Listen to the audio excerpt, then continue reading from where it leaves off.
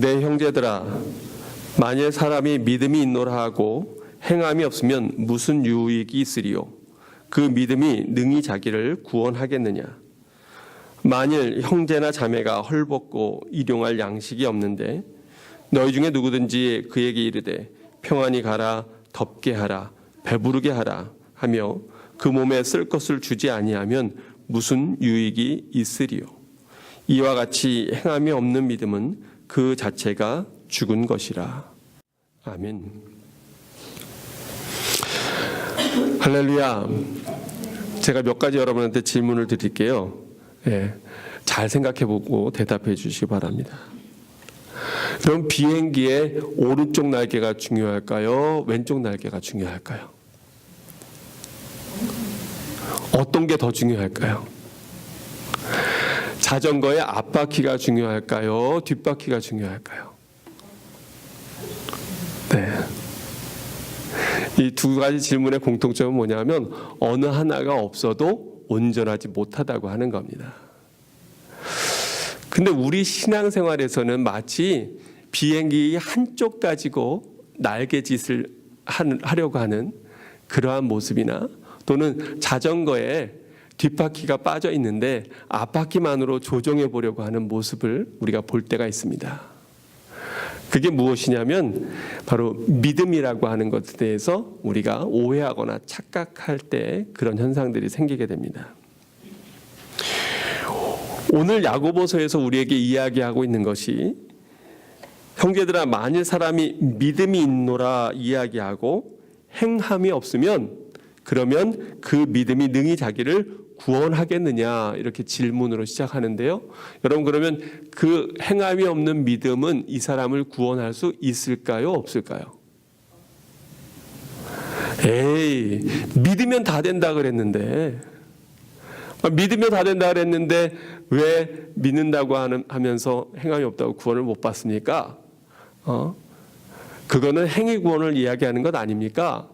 이렇게 오해할 수 있지만 전혀 그렇지 않습니다. 그러면서 예로 드는 것이 뭐냐면 만일 형제나 자매가 헐벗고 일용할 양식이 없는데 너희 중에 누구든지 그에게 이르되 평안히 가라, 덥게 하라, 배부르게 하라, 말로는 그렇게 하는데 그 몸에 쓸 것을 주지 아니하면 무슨 유익이 있겠느냐. 그러면서 야고보서 2장 17절에 이렇게 이야기하죠. 함께 읽어봅니다. 시작. 이와 같이 행함이 없는 믿음은 그 자체가 죽은 것이라. 이와 같이 행함이 없는 믿음은 그 자체가 죽은 것이라. 어떤 사람들은 얘기합니다. 목사님, 제가 전에 말씀을 듣기를 주여라고 부르는 자마다 구원을 얻는다고 로마서에서 성경이 이렇게 말씀하고 있는데 주여, 우리가 주님을 부를 때 이미 우리에게 믿음이 있는 것 아닙니까? 그러면 그 고백으로 말미암아서 구원을 얻는 것 아닙니까? 우리가 행함으로 구원을 얻는 것이 아니지 않습니까? 100% 맞습니다. 우리가 행함으로 절대로 구원을 얻는 것이 아닙니다. 그런데 중요한 것은 뭐냐면 왜 예전에 주의 이름을 부르는 자마다 구원을 얻는다고 사도 바울이 얘기했을까? 근데 여러분, 그 당시를 생각해 보세요. 그 당시에 주의 이름을, 예수 그리스도의 이름을 부르면 뭐가 위험했어요? 네, 자기 목숨이 위험했어요. 그 당시에 나는 예수님을, 유대 공동체 안에서 나는 예수님을 믿습니다 라고 고백하는 것 자체가 엄청나게 많은 시련과 고통과 핍박과 어려움들이 다가오는 그러한 상황이었어요. 그 고백 때문에 죽을 수 있고요, 그 고백 때문에 가문에서 쫓겨날 수 있고, 그 고백 때문에 많은 어려움과 배척을 당할 수 있는 상황이었습니다. 그러니까 그 당시에 예수의 이름을 부른다고 하는 것 그 자체는 이미 그 삶에 함께 연결되어져 있는 거였어요. 그렇기 때문에 누구든지 주의 이름을 부르는 자는 구원을 얻으리라, 성경이 그렇게 이야기하고 있는 거예요. 그런데 세월이 지나서 현대와 같은 시대에는 예수를 믿는다고 고백한다고 해서 당장 나에게 어려움이 옵니까? 물론 그런 가정들도 있어요. 저희 어머니도 예전에 초등학교 때 교회를 다닌다고 그 할아버지가 그 책가방을 그냥 불쏘시개에다 던져버리고, 불쏘시개로 아궁에 던져버리고, 그리고 굉장히 많은 어려움을 주었습니다. 집안 망한다고. 물론 그런 어려움 가운데, 핍박 가운데 예수님을 믿은 그러한 경우들도 있지만 많은 경우에는 그렇지 않은 경우들이 많이 있어요. 더구나 현대에는 오히려 비즈니스를 하거나 어떤 일들을 할 때 교회에 가면 더 많은 유익과 이익이 있다. 이러한 것들을 사람들이 생각해서 그래서 습관적으로 또는 어떤 무엇인가 이득을 얻기를 위해서 교회를 나가게 되는 그러한 경우들도 있는 것을 보게 됩니다. 사람이 살아있을 때하고 죽어있을 때하고 같나요? 전혀 다르잖아요. 여러분, 우리가 사람이 숨 쉴 때는 사람이라 그러지만 그러나 숨이 끊어지면 시체라 그렇게 부릅니다. 사람은 사람인데 그 생명이 떠나가면, 호흡이 떠나가면 그 몸은 썩어져서 흙으로 돌아갈 수밖에 없는 그러한 존재가 되는 거예요. 그 안에 생명력이 있느냐 없느냐 이것이 너무나 중요한데, 그런데 우리도 똑같은 거라는 거예요. 우리가 성경을 가르치고 또 처음에 세례를 받고 구원을 세례를 받을 때 그렇게 교육을 합니다.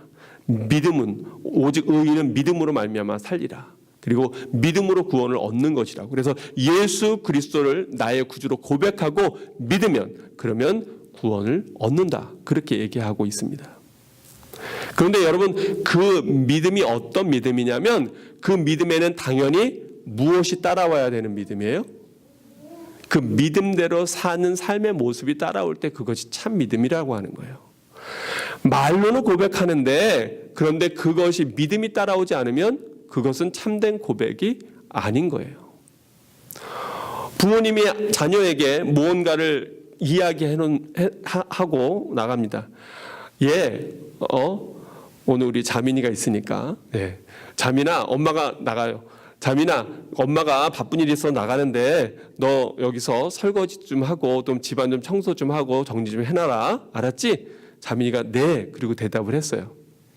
근데 엄마가 나갔다가 들어와 보니까 했어요, 안 했어요? 네. 우리 자민이는 했을 텐데 이 예화에서는 안 했어요. 그럼 엄마가 뭐라 그래요? 너 왜 뭐 안 들었니? 너 왜 말 안 들었니? 근데 피지컬리 걔가 귀로 말은 들었어요, 안 들었어요? 들었어요. 그런데 뭘 하지 않았어요? 행하지 않았어요. 그러니까 뭐라 그래요? 말을 안 들었다고. 우리도 똑같아요. 하나님 앞에, 하나님, 제가 하나님을 믿습니다. 예수님께서 나를 위해서 대신 죽으시고 십자가에서 나에게 구원의 생명을 주셨음을 내가 믿습니다 라고 입으로 고백하는데 그 말씀대로 살지 않으면 하나님은 우리에게 그러실 거예요. 너 왜 말 안 들었니? 근데 우리는 착각해요. 내가 뭐로 들었으니까? 귀로 들었으니까 들었다고 착각해요. 삶으로는 살지 않으면서. 근데 이것이 야고보서에만 나와 있는 것이 아닙니다. 마태복음 7장 21절에 보면 뭐라고 말씀하고 있어요? 나더러 주여 주여 하는 자마다 다 천국에 들어갈 것이 아니요. 그 다음에 같이 읽어보죠. 시작. 다만 하늘에 계신 내 아버지의 뜻대로 행하는 자라야 들어가리라. 그런데 많은 기독교인들이 주여 주여 부르짖지만 그러나 그 부르짖은 가운데 하나님의 뜻대로 행하지 아니하면 천국에 들어갈 수 없다고 하는 거예요. 제가 지난번에 몇 주 전에 구원에 이르는 믿음이라고 하는 말씀을 나눴는데 거기에 이 원리도 똑같은 거예요. 믿는다고 하지만 삶 가운데에서 그러한 실천이 없으면 그것은 아무것도 이루어지지 않는 모습이 되어버리고 마는 겁니다. 우리가 살아가면서 많은 말씀을 들어요. 근데 제가 여러분에게 간절히 부탁하는 건 여러분 성경에 있는 그 많은 말씀 가운데 하나의 말씀이라도 꼭 붙잡고 그 말씀대로라도 살아보려고 애를 쓰시라는 거예요. 한 주간 여러분에게 말씀이 선포되는데 그 가운데 하나라도 붙잡고 내가 저거 하나 이번 주에 실천하리라 그렇게 살아가시면 좋겠어요. 우리의 자녀들이 100% 다 잘해서 부모가 그 자녀를 칭찬하고 살아가는 것이 아닙니다. 그 중에 하나 잘하는 거 있으면 부모는 그걸 기뻐하면서 남에게 자랑해요. 우리 아이가 이렇다고, 우리 애가 이렇다고. 하나님도 우리에게 마찬가지 마음이실 거예요. 우리가 온전하지 못하고 완벽할 수 없습니다. 그러나 그 가운데 하나님 말씀 가운데 단 하나라도 굳게 붙잡고 내가 다른 건 몰라도 이거라도 하나 철저히 지키리라, 내가 이 말씀 믿음대로 살리라 이야기하고 붙잡는 그것 하나, 그거 하나 보시면서 하나님이 우리를 이쁘게 보시고 하나님이 우리를 귀히 여기시는 거예요. 그런데 우리가 입으로는 고백하면서도 삶에 실천하지 아니하면 아무 소용이 없습니다. 노를 저어 가는데 이 노가 하나만 있어요. 그래서 한쪽만 계속 저으면 어떻게 될까요? 계속해서 그 배는 제자리에서 뱅뱅뱅뱅 도는 그러한 전혀 앞으로 나아가지 못하는 모습이 되어버리고 말 거예요. 목사로서 안타까운 것은 많은 신앙인들이 전진하지 못하고 제자리 걸음을 합니다. 조금 올라갔다가 툭 떨어지고 또 조금 올라갔다가 툭 떨어지고, 그러지 않으면 그 자리에서 뱅뱅뱅뱅뱅뱅뱅 돌아요.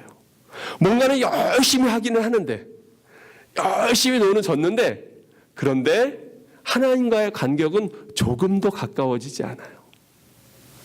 왜 그럴까요? 우리 삶 가운데 실제로 적용하고 실천하는 부분이 없기 때문에 그래요. 마태복음 7장 24절에서부터 27절에 보면 우리가 너무나 잘 아는 말씀, 반석 위에 세운 집과 모래 위에 세운 집이 나오죠. 겉보기에는 똑같아요. 또 오히려 집 지을 때 여러분 단단한 그 딱딱한 반석을 뚫고 기초를 세우는 거하고 모래에다가 그냥 기둥 말뚝을 퍽퍽 박는 거 어떤 것이 쉽겠습니까? 물론 모래에 집 짓는 게 훨씬 쉽지요. 그런데 성경은 뭐라고 얘기합니까? 그러면 누군지 나의 이 말을 듣고 뭐하는 자는, 행하는 자는 그 집을 반석 위에 지은 지혜로운 사람 같으니. 또 7장 26절에 보면 나의 이 말을 듣고 뭐하지 아니하는 자는, 행하지 아니하는 자는 그 집을 모래 위에 지은 어떤 사람 같으니? 어리석은 사람 같으니. 반석 위에 지은 집이나 모래 위에 지은 집이나 똑같아요. 보기에는 모양이 똑같아요. 근데 문제는 뭐냐면 어려움이 닥칠 때 이 모양이 서로 달라진다는 거예요. 7장 25절에 뭐라고 얘기합니까? 비가 내리고 창수가 나고 바람이 불며 그 집에 부딪히되 무너지지 아니하나니 이는 주추를 반석 위에 놓은 까닭이요. 또 27절에는 뭐라고 얘기합니까? 모래 위에 지은 집은 비가 내리고 창수가 나고 바람이 불며 그 집에 부딪힘에 무너져 그 무너짐이 심하니라.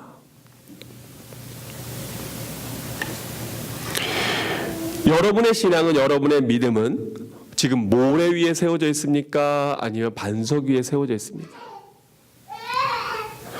고린도전서 13장 5절에 보니까 이렇게 성경이 얘기해요. 너희는 믿음 안에 있는가? 너희 자신을 시험하고 너희 자신을 확증하라. 우리가 진정으로 말뿐만인 믿음에 있는가? 아니면 진정한 삶의 믿음에 있는가? 자기 자신을 시험하고 자기 스스로 한번 이걸 확증해 보라고 하는 거예요. 예수 그리스도께서 너희 안에 계신 줄 너희가 스스로 알지 못하느냐? 그렇지 않으면 너희는 버림받은 자니라.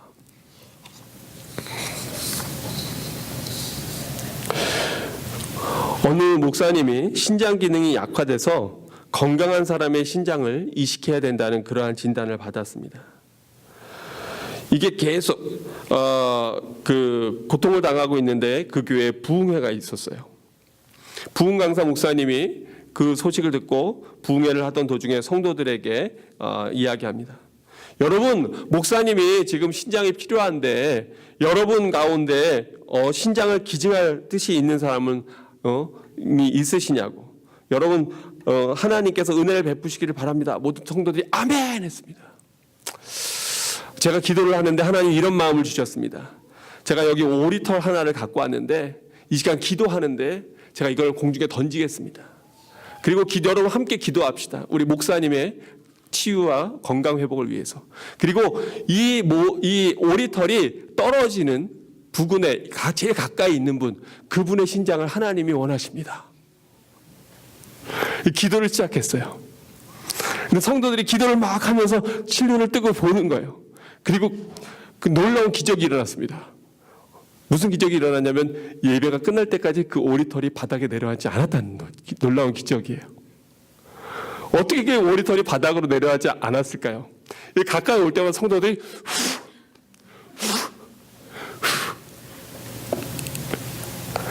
물론 누군가 우스갯소리로 만든 얘기인데요. 우리가 입으로는 고백하면서도 삶으로는 조금도 우리가 손해보거나 또 나누거나 아픔을 겪는 것 원치 않는다라고 하는 것을 우스갯소리로 만든 거잖아요. 우리는 하나님께서 가끔 우리가 돈이 없을 때 그러죠. 진짜 로또라도 하나 맞아가지고 대박 났으면 좋겠다. 그 처음 마음은 다 그래요. 그렇게 되면 내가 교회도 짓고 이럴 텐데. 근데 저는 조금 염려가 됩니다. 왜냐하면 정말로 그러면 많은 사람들이, 대부분의 사람들이 그거 가지고 가장 먼저 누구 위해 쓸까요?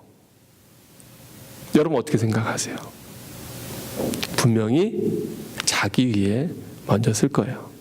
그거 가지고 하나님 나라를 확장시키고 하나님 일에 쓴다고 한다면 정말로 귀한 믿음이고, 제가 믿기는 우리 라이프교회 성도들은 다 그런 믿음을 갖고 있는 줄로 주의 이름으로 믿습니다. 아멘. 네. 그런데 사실은 그것이 큰 갈등이 될 수 있을 거예요. 여러분의 믿음은 어떤 상태입니까? 지난 한 주간 여러분은 어떻게 지내셨습니까?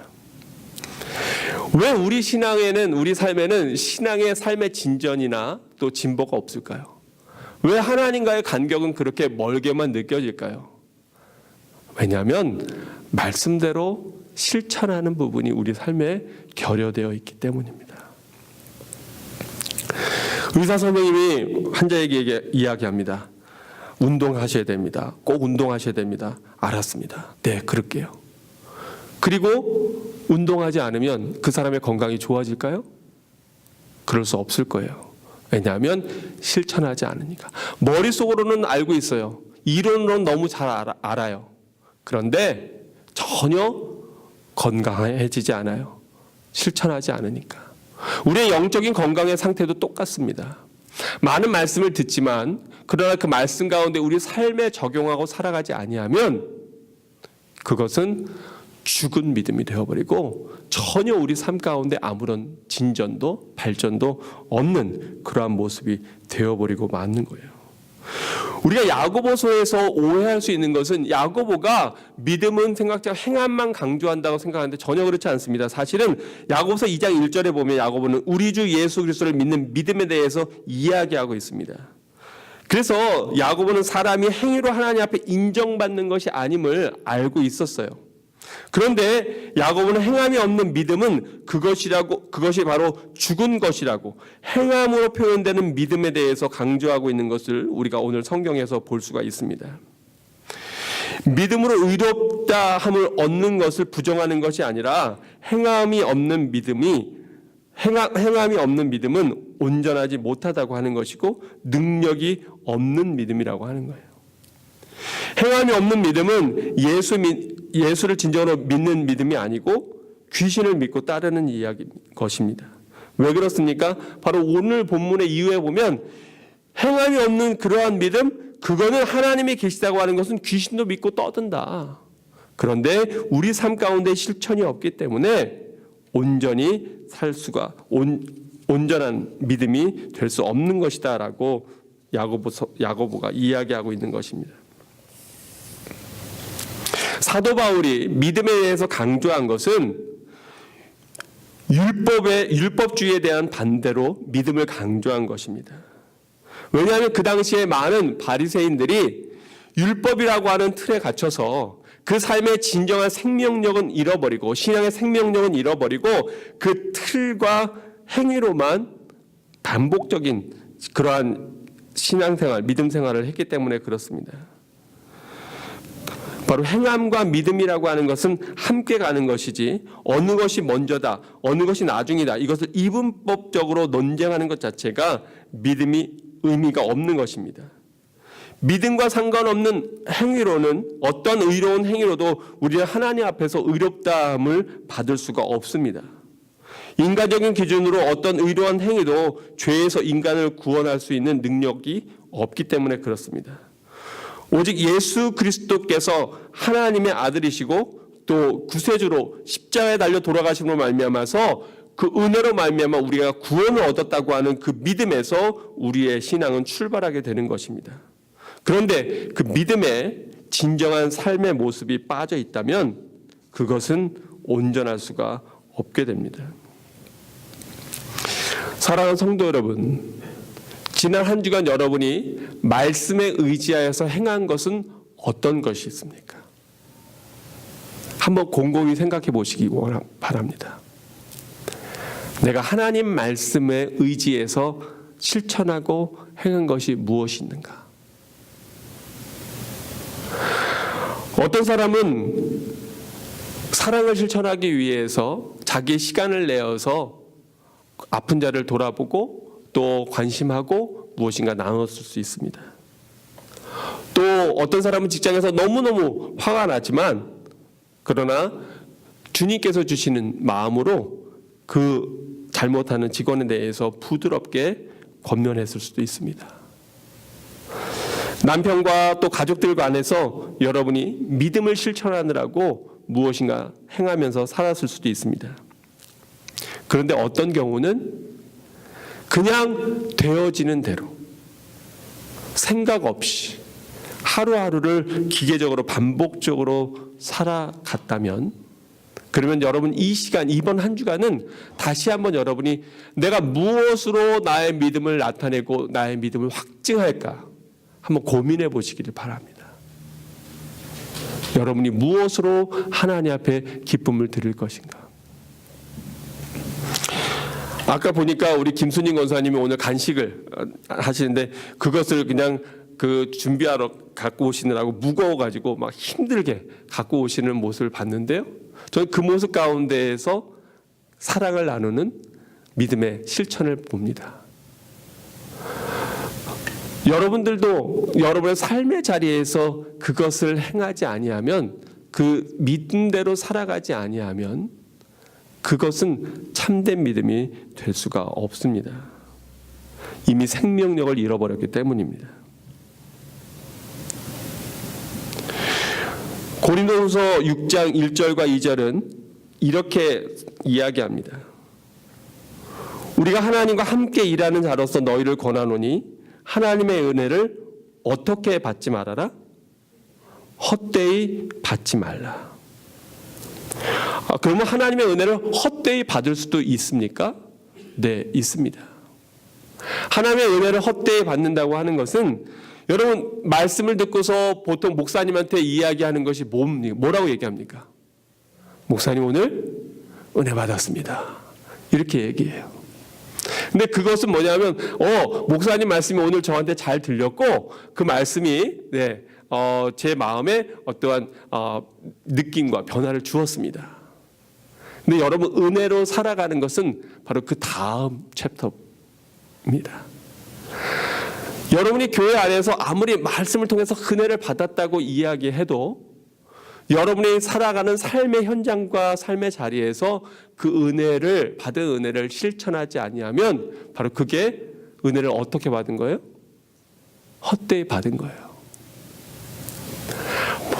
밥을 잘 차려놨는데 근데 그 밥에 냄새를 맡고 실제로는 먹지를 않은 겁니다. 그건 아무런 유익이 내 삶 가운데 없어요.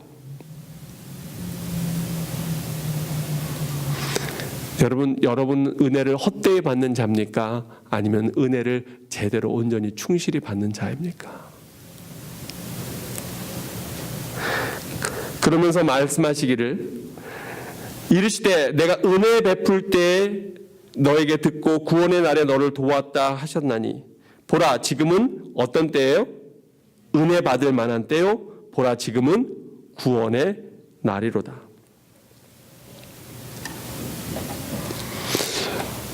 우리가 지금 시대를 은혜의 시대라 그렇게 얘기합니다. 왜요? 예수 그리스도의 놀라운 사랑으로 말미암아 우리가 구원을 얻었기 때문입니다. 근데 그 구원은 우리가 두렵고 떨림으로 이루어 가야 하는 그러한 성화의 단계를 하루하루 날마다 믿음으로 살아가야 되는 겁니다. 그러한 실천력을 잃어버린다면 죄송하지만 하나님의 나라가 우리 것이 될 수가 없습니다.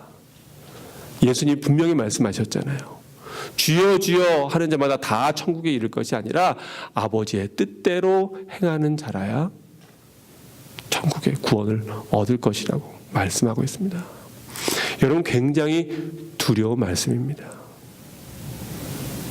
우리는 하나님의 은혜로 예수 그리스도를 통해서 구원을 얻지만 그러나 아버지의 뜻대로 행하는 자라야 들어가리라. 여러분, 이 말씀을 마음에 새기지 아니하면 우리의 모습은 야고보서의 말씀과 같이 영혼 없는 몸이 죽은 것 같이 행함이 없는 믿음은 죽은 것이라 그렇게 말씀하고 있습니다. 너무나 안타까운 것은 많은 교회 생활하는 사람들이 실제로는 그 걸음이 멸망으로 가고 있는데도 스스로 착각하고 있는 거예요. 나는 구원의 길로 가고 있다고. 근데 그렇지 않습니다. 또 행함 없는 믿음의 안타까운 것은 뭐냐면 자기만 멸망의 길로 갈 뿐만이 아니라 다른 사람도 멸망시킨다고 하는 거예요. 교회의 가장 큰 적은 하나님이 없다고 말하는 사람이 아니고요. 하나님을 믿는다고 하면서 말씀대로 살지 않는 사람들입니다. 왜 그렇습니까? 우리는 하나님의 말씀을 보고 하나님을 믿지만 세상 사람들은 바로 신앙생활하는 우리를 보고 하나님을 믿기 때문에 그렇습니다. 현대의 너무나 안타까운 모습은 크리스천이라고 하는 사람들이 그 삶의 모습, 말씀대로 살아가지 않기 때문에 세상 사람들이 크리스천을 보고도 하나님을 발견하지 못하는 거예요. 간절히 바라기는 여러분 주변에 있는 사람들이 여러분의 삶의 모습을 보고 저 사람의 삶의 모습을 보니까 정말 하나님은 살아계시구나 라고 하는 것을 믿고 깨닫고 그리고 하나님 앞에 나오는 그러한 여러분이 축복의 통로가 되기를 주의 이름으로 축원합니다. 제가 전에도 한번 말씀드렸지만 저희 아버지가 신앙생활하고 교회를 다니게 되신 계기가 바로 그런 모습이었습니다. 원래 저희 아버지는 아주 철저한 유교적인 그러한 집안에서 자라났습니다. 교회 근처에도 가지 않고 그런 데 가면 크게 잘못되는 거라 그렇게 생각을 하셨었어요. 그런데 젊을 때 직장을 들어갔는데 그 직장에서 동료가 굉장히 참 좋은 그러한 동료가 있었습니다. 근데 하루는 그 동료가 분명히 상사가 잘못한 건데도 불구하고 억울하게 그 상사한테 욕을 먹고 그리고 그 상사가 자기가 잘못했음에도 불구하고 그 아버지 동료를 때리는 거예요. 아버지는 저한테 만약에 본인이 그런 경우를 당했더라면 가만 안 있을 거였다는 거예요. 근데 이 친구는 바보같이 그 욕을 그냥 다 들어먹고 그리고 그 때리는 걸 다 감당하더래요. 그래서 너무 자기가 화가 나가지고 야 너는 바보냐고. 물론 더 심한 얘기로 마틀에 대해서 이렇게 너는 바보같이 왜 그걸 그냥 그러고 있냐고. 근데 그 친구가 내가 만약에 맞서 싸우면 그러면 저 사람을 구원할 수 없잖아.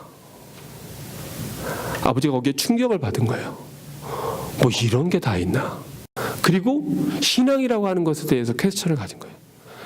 대체 신앙이 뭐길래. 그리고 그 친구를 따라서 교회를 다니시게 된 것이 저희 아버지가 처음 교회에 발을 들이게 된 계기가 되었다고 하는 겁니다. 성경은 우리에게 뭐라고 얘기합니까? 누군가 내 오른밤을 때리거든 내 왼밤도 내어놓아라. 근데 우리는 어때요? 내가 다른 건 다 참아도 나를 모욕하는 건 못 참아. 그리고 분개하고 성내잖아요.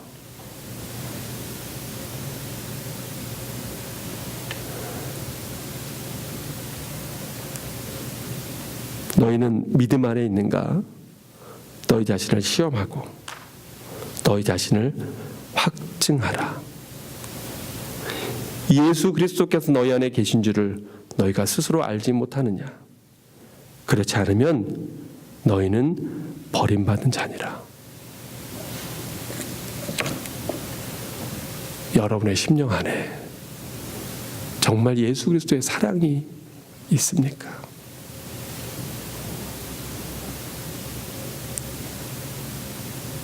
여러분의 중심에 주님 사랑합니다. 주님 당신을 사랑합니다. 그 고백이 여러분 안에 있습니까? 정말로 여러분 심령 안에 그 고백이 있다면 여러분의 삶의 모습이 주님을 닮아가는 모습이 될 것입니다. 만약 내가 지금 그러지 못하고 있다면 그러면 나는 입술로는 주님을 모셨다고 얘기하지만 그러나 실제로는 내 삶에서 주님과 동행하지 않고 있는 겁니다.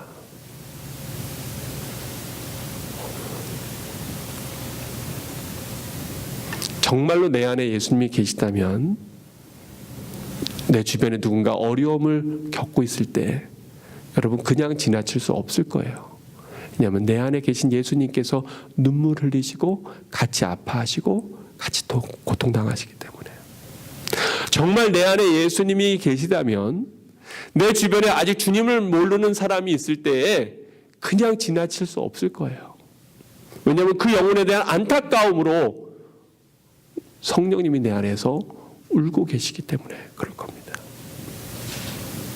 정말로 내 안에 예수님이 계시다면 그러면 여러분 우리의 신앙생활을 우리가 그저 습관적으로 할 수 없을 겁니다.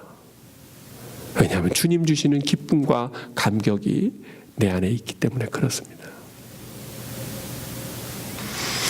여러분 정말로 주님이 여러분 안에 계시다면 그러면 정말로 이 목회자의 안타까운 마음을 여러분 느끼실 수 있을 겁니다. 왜냐하면 주님의 사랑이 여러분 안에 있을 테니까요. 사랑하는 성도 여러분, 간절히 바라기는 이번 한 주간 여러분 안에 정말로 믿음이 있는가 없는가를 삶으로 드러내고 나타내고 증거해 주시기를 바랍니다. 그것이 우리 주님에게는 기쁨 드리는 것이고 또 은혜를 헛되이 받지 않는 것입니다. 오늘 이 말씀을 여러분 마음에 새기고 이 한 주간 동안 정말 하나라도 하나님 말씀 한 가지라도 붙잡고 내가 살리라 결단하는 여러분 되어서 다음 주에 우리가 주일날 함께 보았을 때 목사님 제가 이번 주에 믿음으로 살았습니다. 목사님 제가 이번 주에 승리하며 살았습니다. 제가 하나님 앞에 기쁨의 또 나눔의 열매를 거두었습니다. 성령의 9가지 열매를 제가 제 삶 속에서 실천하며 살았습니다. 라고 기쁨의 승전거를 나누는 여러분 되시기를 주의 이름으로 축원합니다. 기도하겠습니다.